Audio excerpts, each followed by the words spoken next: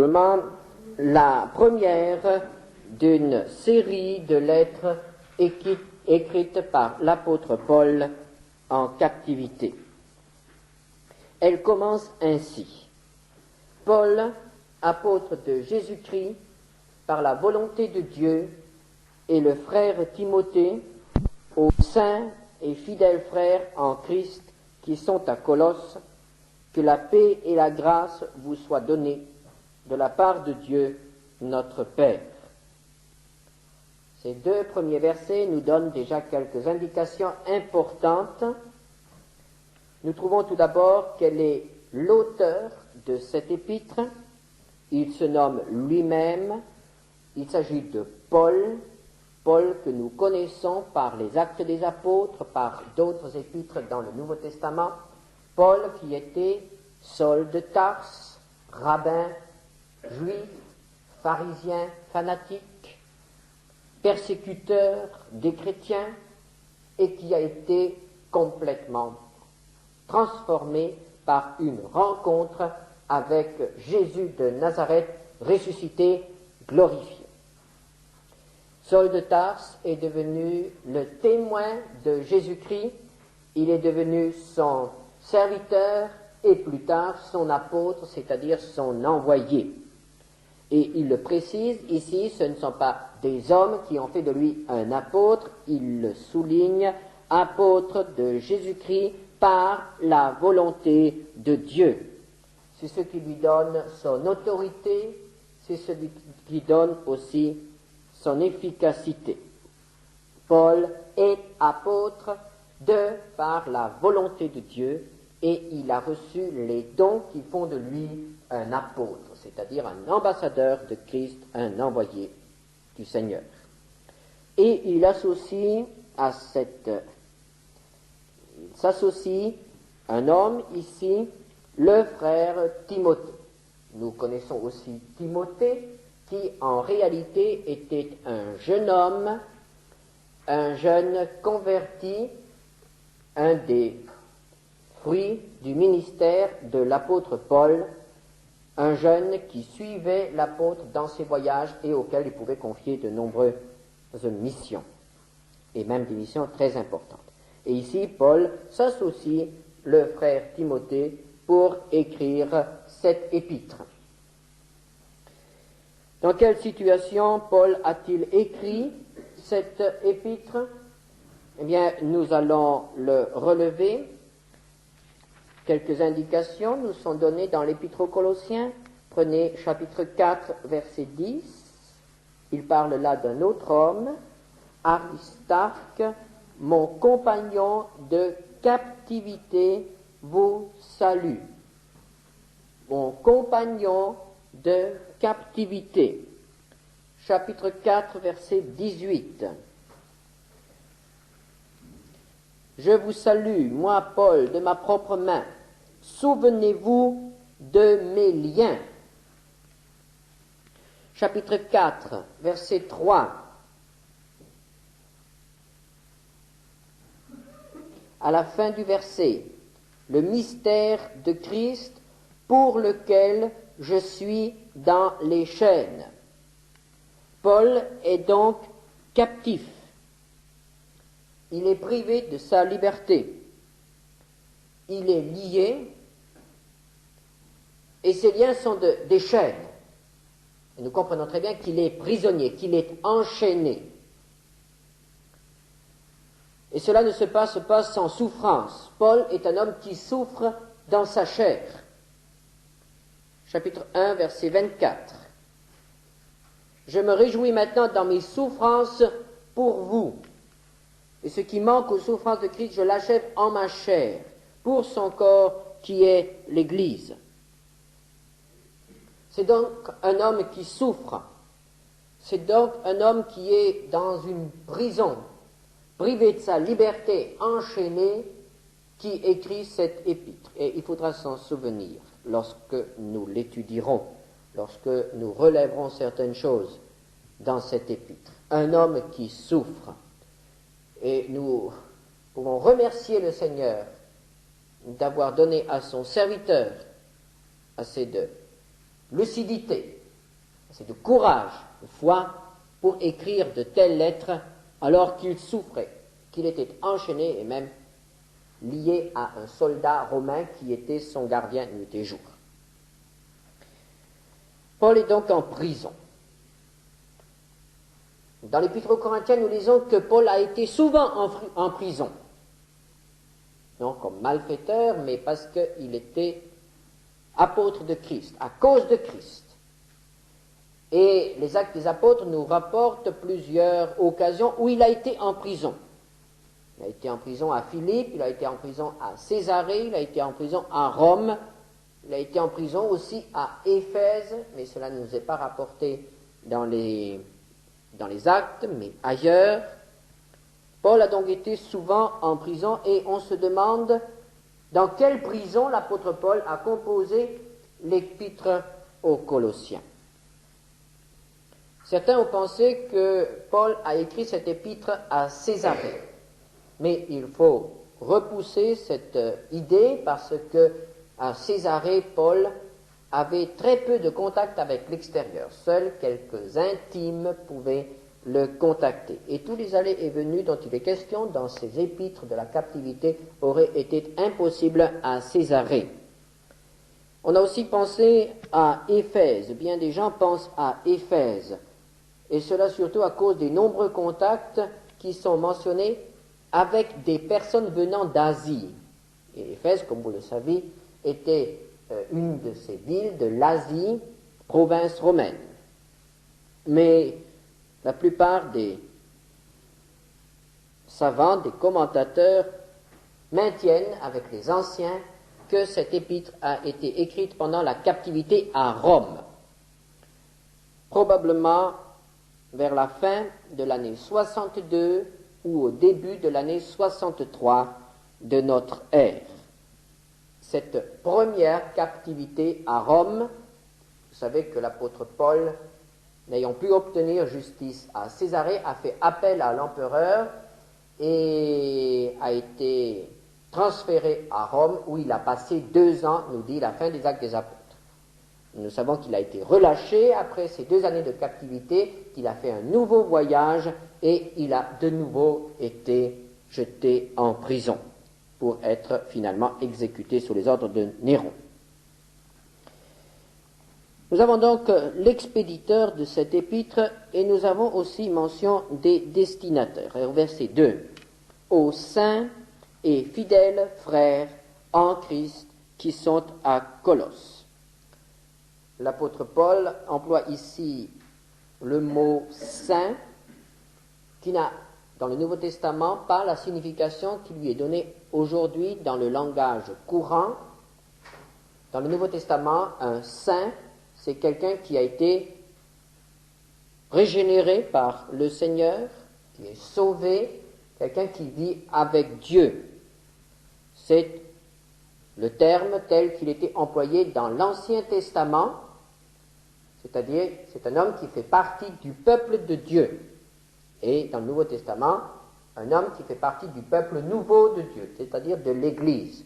Chaque membre de l'Église primitive était appelé un saint. Il ne s'agit donc pas ici de saints, c'est-à-dire d'hommes qui sont morts et que l'Église, après 1 ou 2 siècles, a canonisé et qu'on représente sur les images avec une auréole. Il n'y a absolument pas question de cela lorsqu'on étudie les épîtres du Nouveau Testament. Les saints, ce sont les chrétiens. Paul vous aurait dit à vous et à moi, si nous appartenons à Christ, mes frères, les saints de Marseille. Évidemment, c'est un peu humiliant, mais enfin. Alors, les saints qui sont à Colosse, n'est-ce pas? Les saints qui sont à Colosse. Et on voit bien ici les fidèles frères. Donc, Paul s'adresse à des chrétiens, à des hommes et à des femmes qui ont accepté Jésus-Christ comme leur sauveur et Seigneur et qui ont été transformés par son esprit. Ces gens-là habitent à Colosse. Colosse était une petite ville de Phrygie, proche de Laodicée et de Hiérapolis, qui étaient des cités un peu plus importantes. Laodicée et Hiérapolis sont mentionnés dans l'Épître aux Colossiens. Prenez Colossiens chapitre 4, verset 13. Je lui rends le témoignage qu'il a une grande sollicitude pour vous, pour ceux de Laodicée et pour ceux d'Hiérapolis.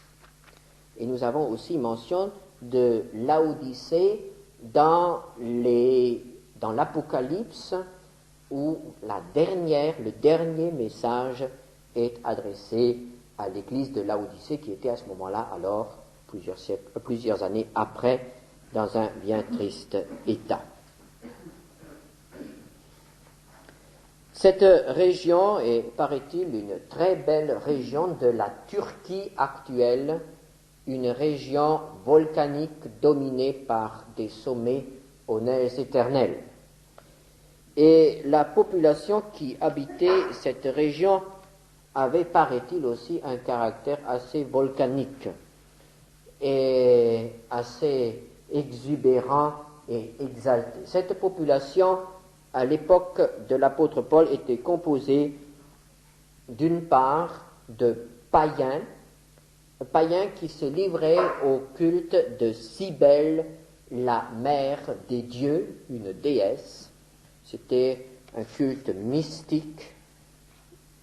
Et d'autre part, il y avait également une population juive. Cette population descendait de Juifs qui avaient été déportés par Antiochus le Grand au IIe siècle avant Jésus-Christ. À cette époque-là, ce roi syrien avait déplacé 2000 familles juives pour les implanter dans cette région. C'est pourquoi nous trouvons, lors de la Pentecôte, des Juifs venus de Phrygie, c'est-à-dire de la région de Colosse et de Laodicée. Acte 2, verset 10.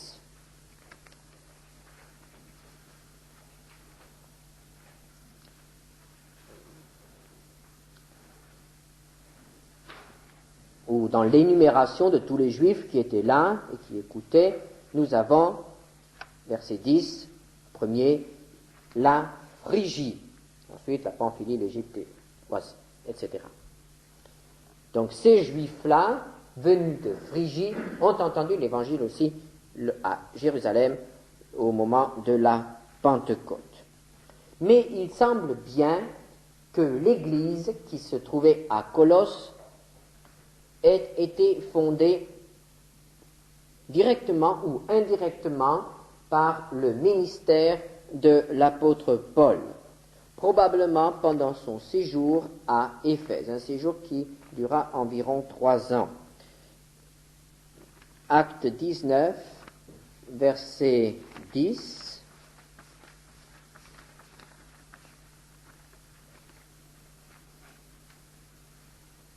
Cela dura 2 ans, de sorte que tous ceux qui habitaient l'Asie, juifs et grecs, entendirent la parole du Seigneur. Donc Paul est à Éphèse, mais il évangélise avec une telle puissance, il a tellement de résultats, que toute la région, même toute la province romaine, appelée Asie, est atteinte. Et probablement que des chrétiens de Colosse, habitant Éphèse ou visitant Éphèse, des habitants de Colosse qui venaient à Éphèse ont été touchés par l'Évangile, sont retournés à Colosse et ont transmis l'Évangile. L'Église a ainsi été fondée. Peut-être que Paul y a aussi fait un séjour, enfin une visite. Nous avons le nom de quelques responsables de l'Église de Colosse. Nous avons un responsable qui se nomme Épaphras, chapitre 1er, verset 7. D'après les instructions que vous avez reçues d'Épaphras, notre bien-aimé compagnon de service qui est pour vous un fidèle ministre de Christ. Et il semble bien que cet Épaphras ait été l'un des principaux dans l'église de Colosse. Et c'est cet Épaphras qui est venu rendre visite à Paul dans sa prison à Rome et qui lui a appris certaines choses. Nous avons aussi un autre nommé Archippe. Colossiens 4, verset 17. Colossiens 4, 17. Dites à Archippe, prends garde au ministère que tu as reçu dans le Seigneur afin de le bien remplir. Et nous connaissons encore d'autres personnes de Colosse. Prenez l'épître de Philémon. L'épître à Philémon. Philémon était un chrétien de Colosse. Et au verset 2, nous avons des salutations pour la sœur Apphia, la femme de Philémon probablement, et Archippe, notre compagnon de combat, et à l'église qui est dans ta maison. Donc, il s'agit là probablement du même Archippe, et on pense généralement qu'Archippe était le fils de Philémon, et également un des responsables de cette église. Quel est le but de cet écrit? L'apôtre Paul écrit aux Colossiens. Mais pourquoi? Il nous le dit. Colossiens 1, verset 28. C'est Christ que nous annonçons, exhortant tout homme et instruisant tout homme en toute sagesse, afin de présenter à Dieu tout homme devenu parfait en Christ. Le but de Paul, dans son ministère, est de présenter tout homme devenu parfait en Christ. La perfection en Christ pour tout homme. C'est ça le but du ministère de l'apôtre Paul. Et nous voyons que l'apôtre Paul ne se contentait pas d'une évangélisation que nous avons le droit d'appeler superficielle. L'apôtre Paul ne se contentait pas d'annoncer le message. Cela ne lui suffisait même pas d'amener ses auditeurs à la conversion, à la rencontre personnelle avec Christ, mais l'apôtre Paul était préoccupé de conduire ces jeunes convertis à la pleine possession de tout ce que Christ nous a acquis par son salut. La perfection en Christ. Cela doit nous faire réfléchir. Car, évidemment, nous nous contentons beaucoup trop souvent d'un but bien trop bas. Présenter tout homme devenu parfait en Christ. Donc c'est aussi le but de l'apôtre Paul en écrivant sa lettre aux Colossiens. Les aider par cette lettre à acquérir, à atteindre la perfection en Christ. Et Paul était d'autant plus poussé à écrire cette lettre qu'il venait d'apprendre par Épaphras que certaines choses risquaient de compromettre gravement le progrès des chrétiens de Colosse vers cette perfection. En effet, une hérésie dangereuse se manifestait à Colosse et risquait d'égarer l'Église.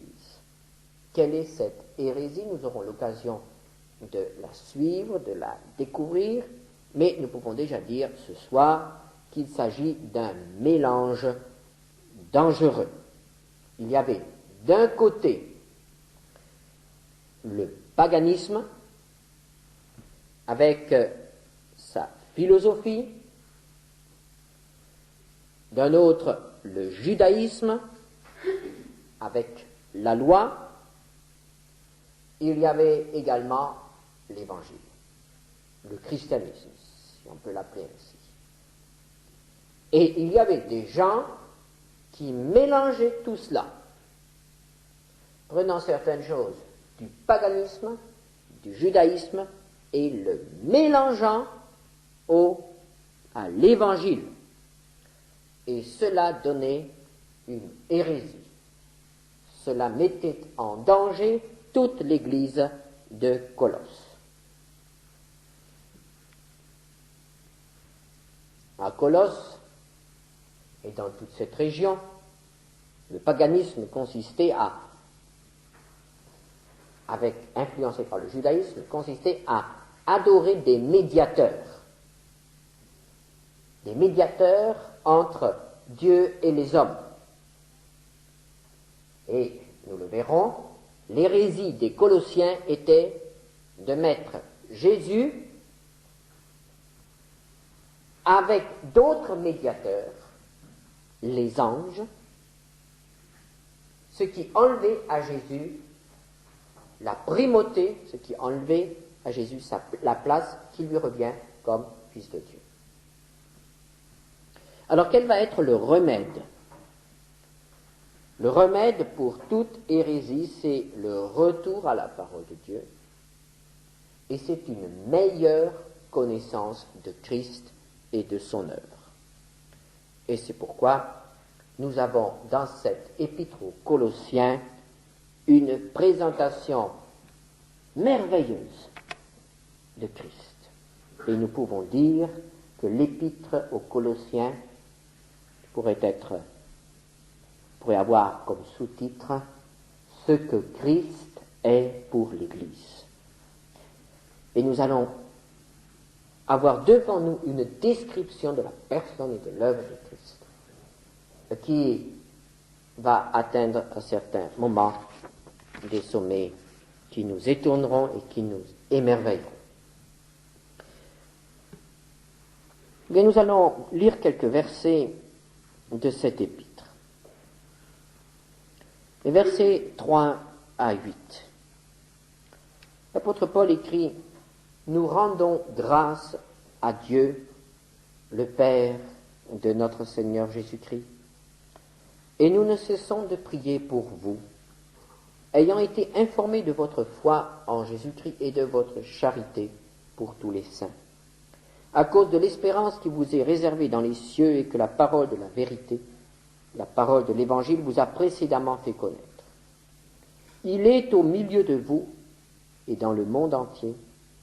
Il porte des fruits et il va grandissant, comme c'est aussi le cas parmi vous, depuis le jour où vous avez entendu et connu la grâce de Dieu conformément à la vérité, d'après les instructions que vous avez reçues d'Épaphras, notre bien-aimé compagnon de service, qui est pour vous un fidèle ministre de Christ, et qui nous a appris de quelle charité l'Esprit vous anime. L'apôtre Paul commence sa lettre par des actions de grâce, c'est-à-dire il se sent poussé de remercier le Seigneur. Évidemment, ce n'est pas toujours notre style. Commencer par remercier le Seigneur. Mais chez Paul, ce n'est pas une habitude. Chez Paul, c'est quelque chose qui est profondément ancré en lui. Il voit toujours ce qui est positif. Et il remercie Dieu pour ce qui est positif chez les autres. Il va avoir à dire certaines choses difficiles à ses braves amis colossiens. Mais il voit d'abord ce qui est positif. Et il bénit le Seigneur pour tout ce qui est bon dans cette église de Colosse. Nous rendons grâce à Dieu, le Père de notre Seigneur Jésus-Christ. Pas n'importe quel Dieu. À l'époque où chaque ville, chaque village avait son Dieu. Il fallait être précis. Il fallait dire de quel Dieu on parlait. Et Paul est tout à fait précis ici. C'est le Dieu de Jésus-Christ. Le Dieu annoncé par Jésus de Nazareth, le Dieu dont Jésus de Nazareth est le Fils incarné. Et nous voyons que l'apôtre Paul place d'emblée Jésus-Christ à la place où il doit être, Fils de Dieu. Sans aucune concession, sans aucune possibilité de discussion, Paul rappelle que Jésus de Nazareth est Dieu devenu chair, il est le Fils de Dieu.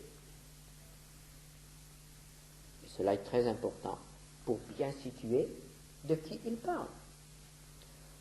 Le Père de notre Seigneur Jésus-Christ. Et là, si vous avez votre Bible devant vous, vous remarquerez certainement quelque chose qui nous fait du bien.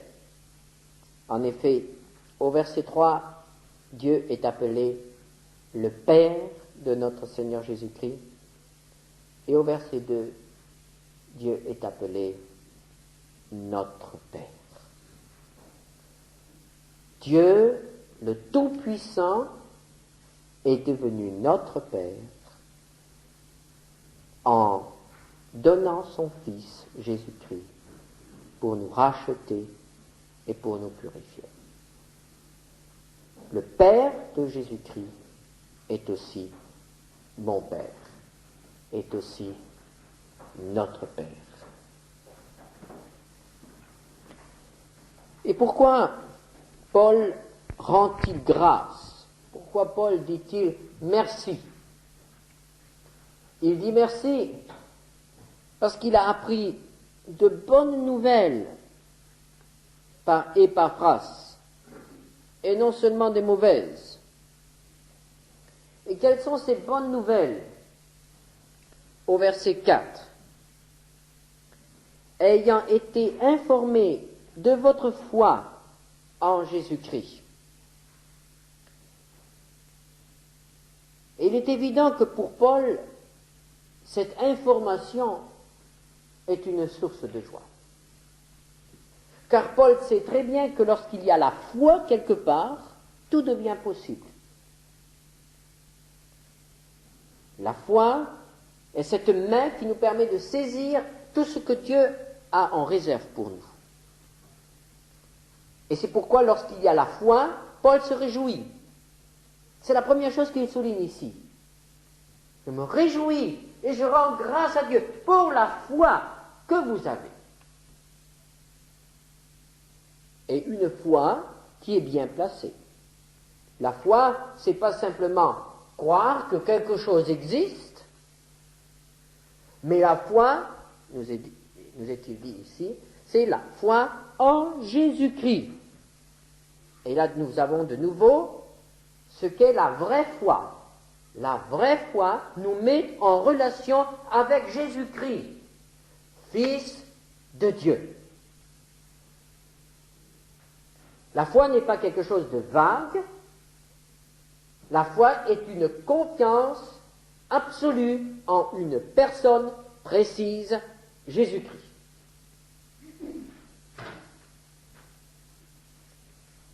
Qu'y a-t-il encore à Colosse? Verset 4. Informé de votre foi et de votre charité pour tous les saints. Cela aussi réjouit Paul. Car la vraie foi se manifeste dans la vie. La vraie foi doit produire l'amour. La confiance produit l'amour. L'amour pour Dieu, mais aussi l'amour pour les autres. Votre charité pour tous les saints. La Bible nous dit clairement qu'il ne faut pas parler de foi s'il n'y a pas l'amour. Quand il n'y a pas d'amour, c'est qu'il n'y a pas de vraie foi. Et l'apôtre Paul dit que ce qui compte, dans Galates 5, verset 6, c'est la foi qui est agissante par la charité. La Bible nous dit, si tu veux montrer aux autres que tu as la foi, montre-le par ton amour. Ce n'est pas n'importe quel amour, c'est l'amour provoqué, produit par l'Esprit de Dieu. Verset 8. Qui nous a appris de quelle charité l'Esprit vous anime. C'est le Saint-Esprit, l'Esprit de Dieu, qui est à l'origine de l'amour. Vous remarquerez en passant que c'est ici le seul passage où il est fait mention du Saint-Esprit dans l'Épître aux Colossiens.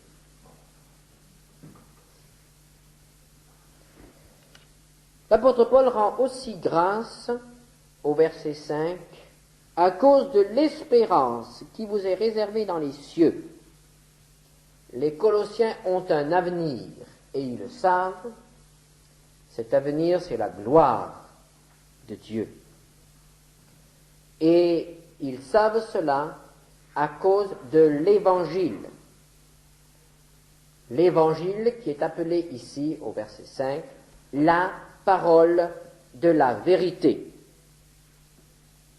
Cet évangile qui agit, qui se répand et qui porte du fruit.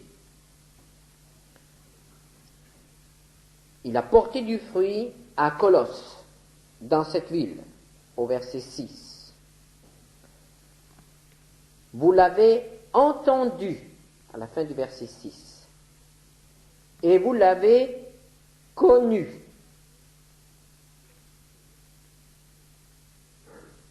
Entendu et connu. Et maintenant, il porte du fruit parmi vous. Est-ce que c'est aussi le cas dans notre vie? D'abord, il faut entendre. Ensuite, il faut connaître, c'est-à-dire recevoir. Accepter, croire. Et après, il faut porter du fruit. C'est-à-dire qu'il faut le manifester, il faut le vivre. Est-ce que c'est le cas dans notre vie? Est-ce que nous avons entendu l'Évangile? Est-ce que nous avons accepté l'Évangile? Est-ce que l'Évangile produit quelque chose dans ma vie? Sinon, il faut demander à Dieu si quelque chose, si tout est en ordre. Et il nous dira certainement non. Mais revenons à l'Évangile. Et alors il se passera quelque chose en nous. Donc l'apôtre Paul a bien des raisons de remercier le Seigneur. Mais il prie aussi pour les Colossiens. Et nous avons les versets 9 à 11 devant nous. C'est pour cela que nous aussi, depuis le jour où nous en avons été informés, nous ne cessons de prier Dieu pour vous et de demander que vous soyez remplis de la connaissance de sa volonté, en toute sagesse et intelligence spirituelle, pour marcher d'une manière digne du Seigneur et lui être entièrement agréable, portant des fruits en toutes sortes de bonnes œuvres et croissant par la connaissance de Dieu, fortifié à tous égards par sa puissance glorieuse, en sorte que vous soyez toujours et avec joie, persévérants et patients. Nous avons ici une des prières de l'apôtre Paul. Et c'est vraiment un grand privilège de savoir comment l'apôtre Paul priait, car nous pouvons apprendre de sa manière de prier. Et je suis certain que vous êtes étonnés de voir que l'apôtre Paul ne priait pas comme nous prions. Lorsque nous prions, nous demandons au Seigneur toutes sortes de choses. Seigneur, guéris le frère un tel qui a mal à l'oreille, ou la sœur un tel qui a des ennuis dans sa famille, et puis voilà, fais ceci, fais cela. Nous ne trouvons pas cela ici. L'apôtre Paul, lorsqu'il prie, mais c'est tout un programme. Il a quelque chose un trésor, il a quelque chose de valeur à demander à Dieu. pour ces braves Colossiens. Et qu'est-ce qu'il demande pour eux? Rapidement. Verset 9. Nous ne cessons de demander que vous soyez remplis de la connaissance de sa volonté. Ce que Paul voudrait pour ses frères à Colosse, c'est qu'ils soient remplis de la connaissance de la volonté de Dieu, pour qu'il n'y ait absolument aucun doute concernant la volonté de Dieu, aucune incertitude, aucune hésitation, qu'ils soient remplis de la connaissance de la volonté de Dieu. Ce que Paul voudrait, c'est qu'il n'y ait plus de place pour l'erreur dans l'esprit des Colossiens, mais qu'ils soient remplis de Dieu, remplis de la connaissance. Quel programme! C'est bien autre chose que toutes les petites requêtes que nous apportons à Dieu pour nos frères.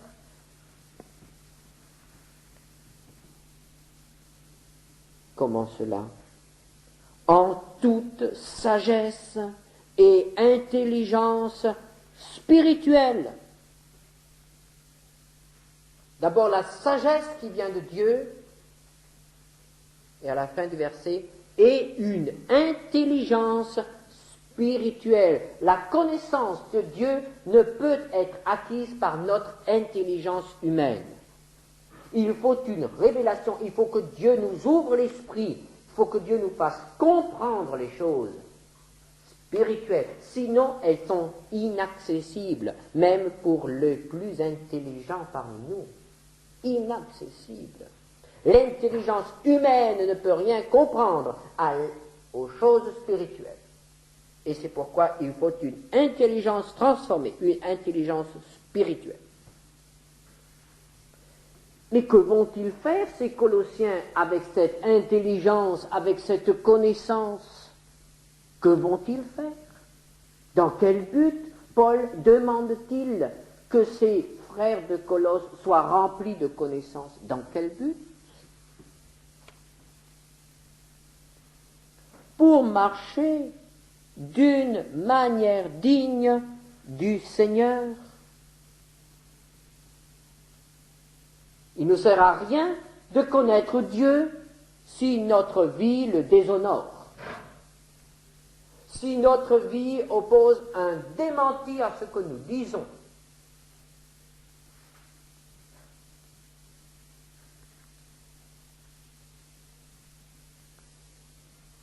Nous ne devons rechercher la connaissance de la volonté de Dieu que pour glorifier Dieu par notre vie.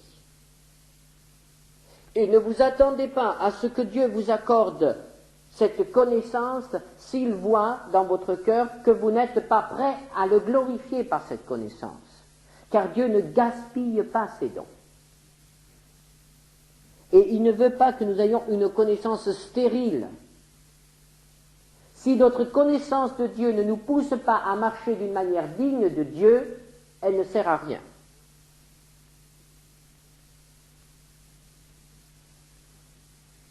Marcher d'une manière digne de Dieu, verset 10 toujours, et lui être entièrement agréable. Entièrement agréable. Pas agréable de temps à autre, mais entièrement agréable. Et comment pouvons-nous être entièrement agréables? Verset 10. Portant des fruits en toutes sortes de bonnes œuvres. Plus loin. Croissant par la connaissance de Dieu. Verset 11. Fortifié à tous égards par sa puissance. C'est ainsi que nous sommes agréables à Dieu.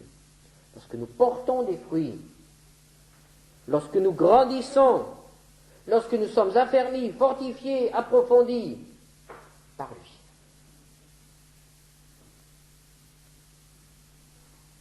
Et finalement, l'apôtre termine sa prière en demandant pour ses frères de Colosse qu'il soit toujours persévérant, persévérant dans la bonne doctrine, persévérant dans la foi, dans la charité, dans la marche. Et il ajoute « et patient », patient dans les épreuves, dans les difficultés, dans les souffrances. Paul voudrait que ses frères soient toujours et jusqu'à la fin persévérants et patients. Et il ajoute un mot avec joie. Pas persévérant en pleurnichant, pas patient en gémissant, mais cela dans la joie. C'est un aspect de la manière dont Paul priait. Il remerciait Dieu pour des choses qui ont vraiment de la valeur dans la vie d'un enfant de Dieu. Et il demandait à Dieu de leur donner des choses qu'ils n'avaient pas encore et qui pouvaient modifier profondément leur vie. Une meilleure compréhension, une meilleure connaissance de la volonté de Dieu. Et c'est ce que nous voulons demander pour nous aussi, non seulement dans cette étude de l'Épître aux Colossiens, mais dans toute étude que nous ferons.